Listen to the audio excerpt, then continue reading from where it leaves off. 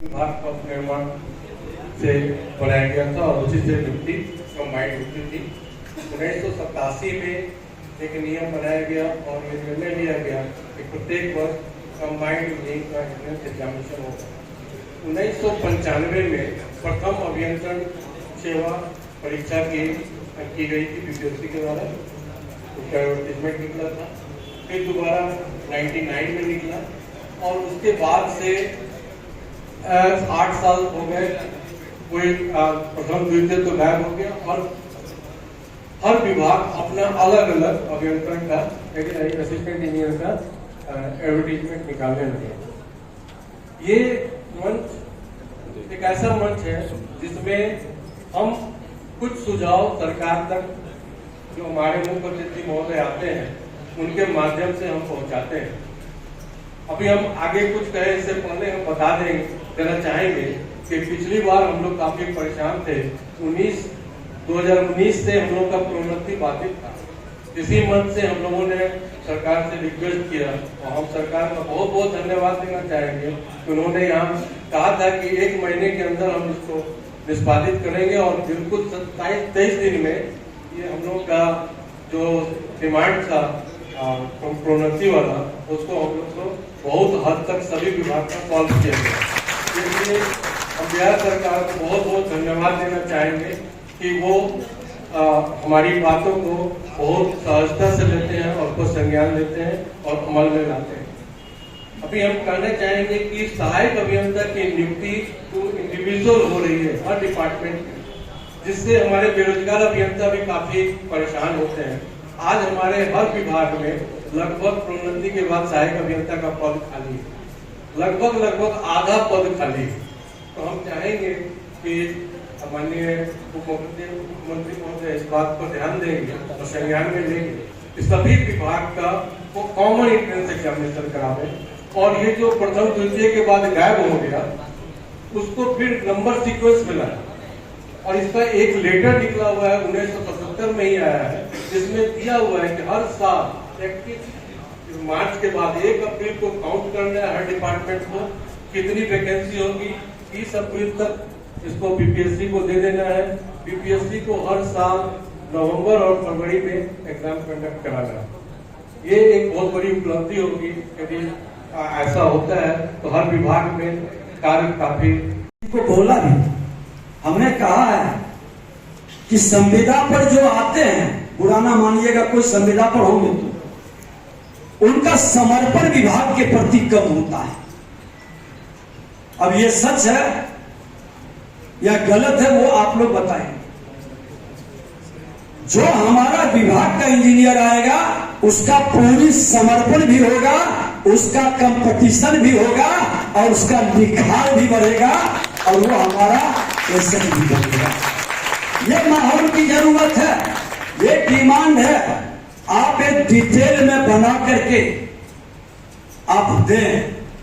मैं इस विषय को पूरी ताकत के साथ, क्योंकि वातावरण आपके अनुकूल है, मुख्यमंत्री भी इंजीनियर है, बहुत हमारा वो है, तो हम भी आपके विभाग के मंत्री या नोडल होने के नाते आपकी समस्या के प्रति सजग रहेंगे, ताकत से लगेंगे कि आपकी सम्मान बढ़े, सरकार की अपेक्षा पर आप भी खरा उतरे। अभियंता की लाचारी और बेबसी में नजदीकी से देखता हूं, वो भी झलकता है। जो ईमानदार अभियंता है वो साइड में पड़ा रह जाता है। सच है या गलत ये मैं नहीं जानता। जो अच्छे हैं, नॉलेजेबल है, ज्यादा ज्ञान का अगर जो उनका बखान हुआ तो लोग खोजते हैं कि कम ज्ञान वाला को ही लेके चलो, ज्यादा हम लोग के अनुकूल काम करेगा। तो ये वातावरण बदलनी चाहिए समाज के अंदर, विभाग के अंदर। और हमने तो कहा है कि जिसके पास प्रतिभा है, प्रतिभा को तक दबाने का और प्रतिभा को नष्ट करने का अधिकार किसी को नहीं है। उस प्रतिभा को हमारी आपकी जिम्मेवारी है आगे उभरने देने का, उड़ान भरने देने का, खिलने का मौका हम लोग जरूर देंगे। और खुल करके वैसे लोग को लगता है तो हमसे मिल भी सकते हैं, हमसे जो मदद हो सकती है नियम के अनुसार हम लोग जरूर करेंगे। हम तो चाहते हैं कि समाज के अंदर अब बहुत नए तकनीक को हम लोग विभाग के अंदर आए तो जानने का अवसर मिला। वो एक तकनीक था, आज भी वो मंत्र आप लोगों का जो रिसर्च करते हैं, डिजाइन करते हैं और डिजाइन का जो फॉर्मूला निकलता है, ये रेशियो में तुम करो ये बेस्ट हो जाएगा, वो मानते हैं। और संजोग से आज जिनका जयंती है भगवान विश्वकर्मा, पहले एम विश्वेश्वरैया जी की जयंती हम लोग मना रहे हैं, जो एक आदर्शवादी अनुशासन वाले व्यक्ति थे, शुद्ध शाकाहारी और नशा से मुक्त थे। इन विश्वेश्वरैया जी समय के बहुत पाबंद थे। लोग बताते हैं कि 1 मिनट भी विलंब से नहीं आते थे, जो हमेशा साफ सुथरे वातावरण को पसंद करते थे। वह हर काम को परफेक्शन के साथ करते थे, यहाँ तक कि भाषण देने से पहले वे लिखते थे, उसका अभ्यास भी करते थे। और 92 साल की उम्र में किसी के सहारे वो चल करके अभी बताए पूर्व के वक्ता कि अंतिम दिन तक वो अपने यंत्र का उपयोग करते रहे, समाज की सेवा में लगे रहे। जिन्होंने काम को पूजा माना, जो अपने काम से लोगों के बीच पहचान बनाई, उनके द्वारा शुरू की गई बहुत सी परियोजनाओं के कारण भारत आज गर्व महसूस करता है। उनको अगर अपने काम के प्रति इतना दृढ़ विश्वास और इच्छा शक्ति नहीं होता तो भारत का आजादी के बाद विकास की एक गति नहीं बढ़ पाती, क्योंकि अंग्रेजों ने सारे तकनीक पर एकाधिकार बना लिया था।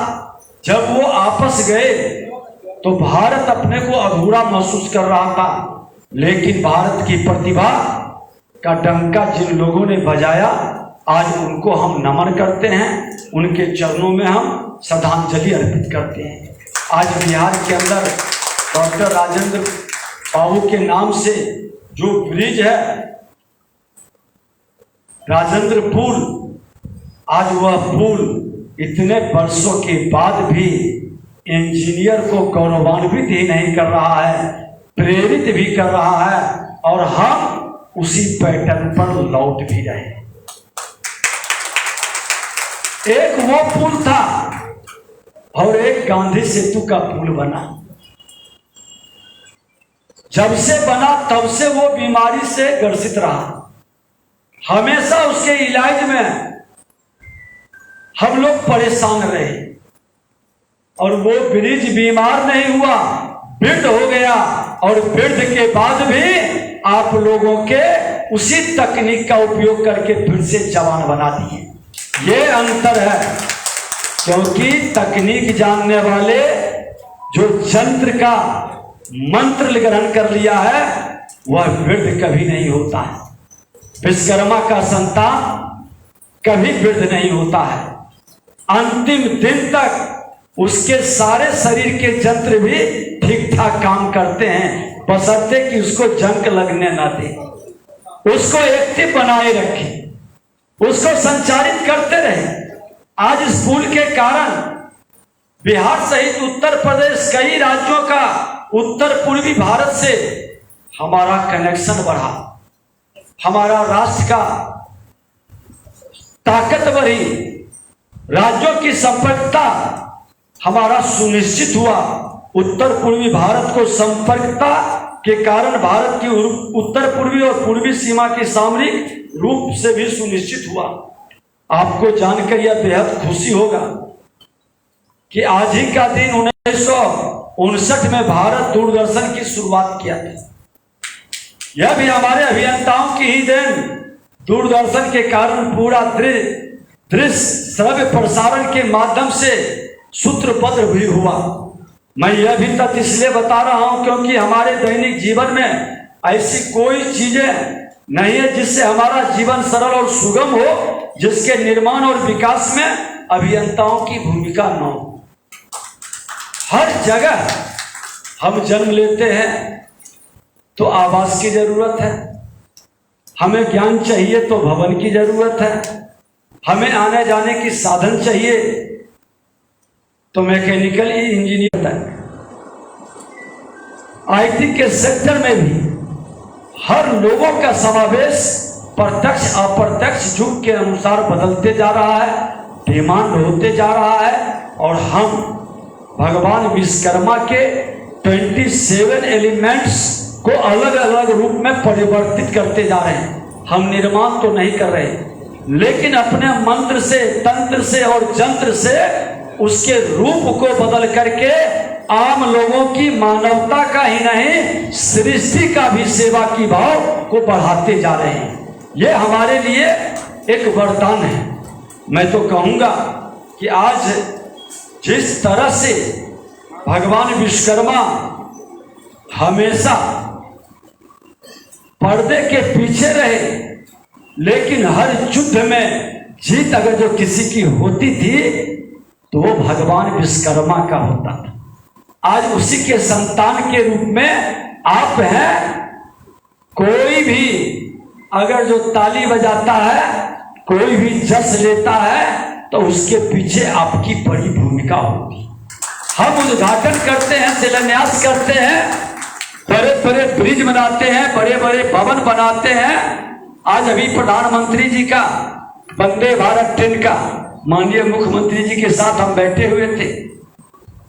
हमने कहा कि आप भी एक इंजीनियर हैं और आज अभियंता दिवस है।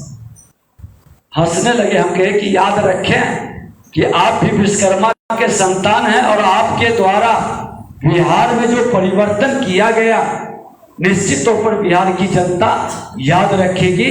बिहार के प्रथम मुख्यमंत्री के द्वारा जो श्री गणेश किया गया, जो आज भारत रत्न देकर अभियंताओं को सम्मान दिया गया उस पीरियड में, और आज भी एक परिवर्तन, युग परिवर्तन में इन अभियंताओं की बड़ी भूमिका होती है। ये ज्ञान विज्ञान की भूमि भी रही है और बिहार के लोग अपनी विद्वता का डंका हर जगह बजाए हैं। अपनी श्रेष्ठता को अपने श्रम से उन्होंने साबित किया है। तो जब हम मंत्र तंत्र और यंत्र तक पहुंच गए, लेकिन गिरावट भी थोड़ा आ गई। अब मंत्र तंत्र और अंतर के बाद खड़चंत्र भी शुरू हो गया। ये चौथा विज्ञान जो आया है, इस विज्ञान में अभियंता फेल हो जाता है। हम अभियंताओं के प्रति लोगों के भाव में जो गिरावट आई, जो मन मस्तिष्क के अंदर,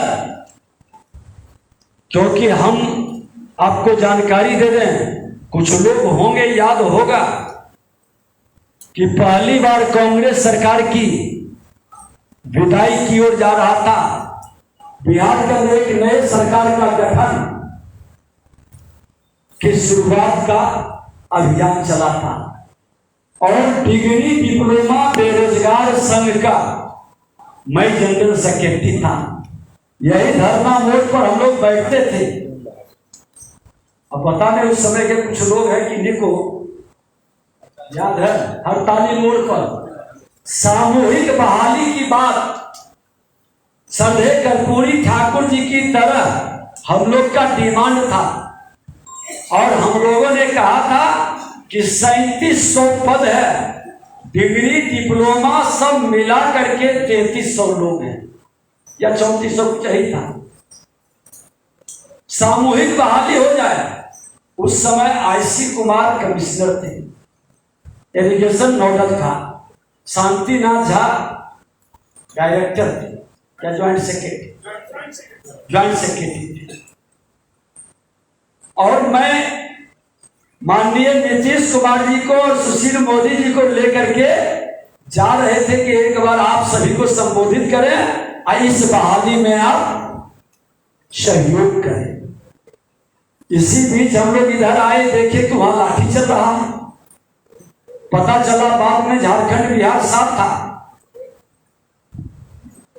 कि वो लोग कुछ बोल दिए कि जितने भी प्राइवेट कॉलेज से पास किए उन लोग की भी बहाली होगी गया और धनबाद के लोग उग्र हो गए, बात बढ़ गई तो झगड़ा शुरू हो गया, लाठीचार्ज हो गया, टेबल पलट दिया था, स्टूडेंट सब था। उसके बाद का क्रम में जगता बाबू थे, संजोग से कुछ और आपके महेंद्रों में AIMI का हम लोग कोचिंग करते थे, फर्स्ट पार्ट की परीक्षा भी हो रही थी, कलकत्ता सॉल्ट लेक में उसका ऑफिस था। हम कहे कि नहीं, अब इंजीनियरिंग का काम नहीं करेंगे, अब राजनीति का काम करेंगे। और राजनीति का कार्य शुरू किए तो आपको जानकर के खुशी होगा कि शुरुआत जाकर के रविंद्र भवन है कदम राजेंद्र नगर में, अभियंता लोगों की भी संख्या बड़ी बहुत ज्यादा बहुतायत होता था। अब इस तरह से बताते हैं कि बिहार की विडंबना रही कि हमारे जो रिटायर किए अनुभव की एक बड़ी किताब तो याद है, हमने कहा कि अभियंता, अवर अभियंता हो या सहायक अभियंता हो, या जो अभियंता के कार्य से जुड़े लोग हो, कि आपका जो डिमांड है वह डिमांड सही है, होना चाहिए, लेकिन उस डिमांड